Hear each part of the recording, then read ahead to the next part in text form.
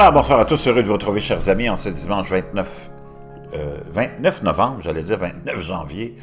Pas encore, mais 29 novembre 2020, 19h02, heure du Québec. J'espère que vous allez bien. Pour ceux qui s'intéressent au monde extraterrestre, aux civilisations extraterrestres, au cosmos, à l'espace, à la science, vous savez qu'il y a des technosignatures qui sont détectées, qu'on essaye de capter. On envoie des messages aussi, nous-mêmes, ici, de la Terre. Des messages radio qu'on espère être captés ou entendus par d'autres civilisations. Eh bien, selon Futura Science, il y a eu une technosignature. C'est un signal émis par une technologie en extrapolant par une civilisation intelligente. C'est pourquoi les chercheurs les scrutent à travers la Voie lactée. En quelques heures seulement, ils viennent d'en détecter plus de 26 millions. D'où proviennent-elles? Parmi les outils déployés par les scientifiques dans l'espoir de trouver des civilisations extraterrestres intelligentes, quelque part dans la Voie lactée, il y a celui qui consiste à chercher des signaux émis par leur technologie, des technosignatures, comme disent les chercheurs. Des astronomes de l'Université de Californie rapportent aujourd'hui en avoir détecté plus de 26 millions en dirigeant le Green Bank Telescope vers 31 étoiles similaires à notre Soleil.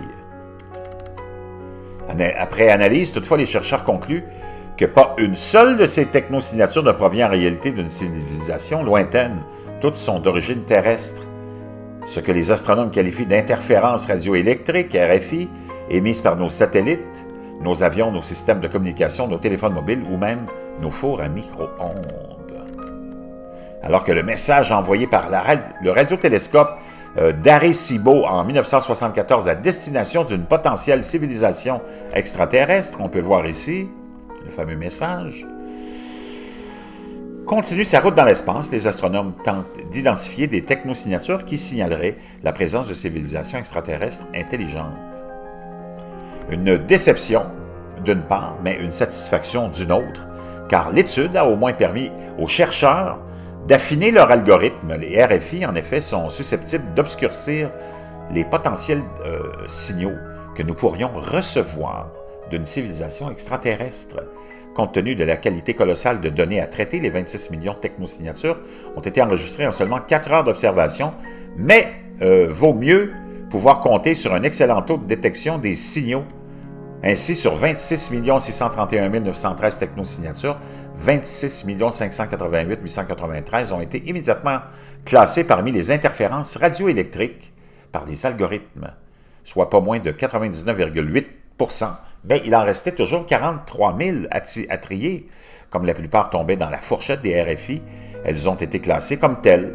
Et les chercheurs ont étudié ensuite une à une les 4